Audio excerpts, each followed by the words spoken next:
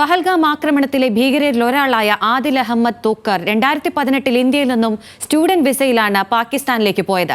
6 വർഷത്തിന് ശേഷം 3-4 ഭീകരന്മാരുമായാണ് ആദിൽ തിരിച്ചെത്തിയതെന്നാണ് രഹസ്യാന്വേഷണ റിപ്പോർട്ട്. പാകിസ്ഥാനിലെത്തിയ ആദിൽ ലഷ്കർ എ ത്വയ്ബയിൽ ചേരുകയും 2024 നിയന്ത്രണ രേഖ കടന്ന് ഇന്ത്യയിലേക്ക് നുഴഞ്ഞു കയറുകയും ചെയ്തു. പഹൽഗാമിൽ വിനോദസഞ്ചാരികളെ നിഷ്ഠൂരം വെടിവെച്ച് കൊലപ്പെടുത്തിയ ഭീകരരിൽ ആദിലും ഉണ്ടായിരുന്നുവെന്ന് ദൃക്സാക്ഷികൾ തിരിച്ചറിഞ്ഞിട്ടുണ്ട്. ആദിൽ അഹമ്മദ് തോക്കർ ഏപ്രിൽ 22-ന് പഹൽഗാമിൽ ആക്രമണം നടത്തിയ ഭീകരരിലൊരാൾ. ബൈസരൺ താഴ്വരയിലെ ഭീകരാക്രമണത്തിൽ പ്രധാന പങ്ക് വഹിച്ചത് ആദിൽ തോക്കറാണെന്നാണ് കരുതുന്നത്.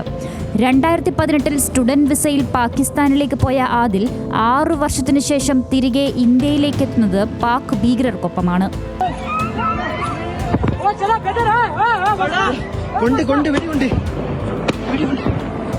പാകിസ്ഥാനിലേക്ക് പോകുന്നതിന് മുൻപേ ആദിൽ ഭീകരവാദ പ്രവർത്തനങ്ങളിൽ ഏർപ്പെട്ടിരുന്നതായും റിപ്പോർട്ടുകളുണ്ട്.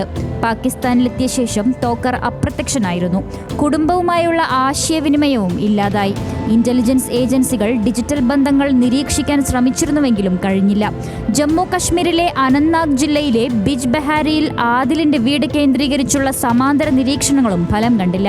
ഇക്കാലയളവിൽ പാക് ഭീകര സംഘടനയായ ലഷ്കർ എ ത്വയ്ബയുടെ സ്വാധീന വലയത്തിലായിരുന്നു ആദിലെന്ന് ഇന്റലിജൻസ് വൃത്തങ്ങൾ പറയുന്നു. 2024-ൽ ഇന്ത്യയിലെത്തിയതോടെയാണ് ആദിൽ വീണ്ടും ഇന്റലിജൻസ് നിരീക്ഷണത്തിലെത്തുന്നത്.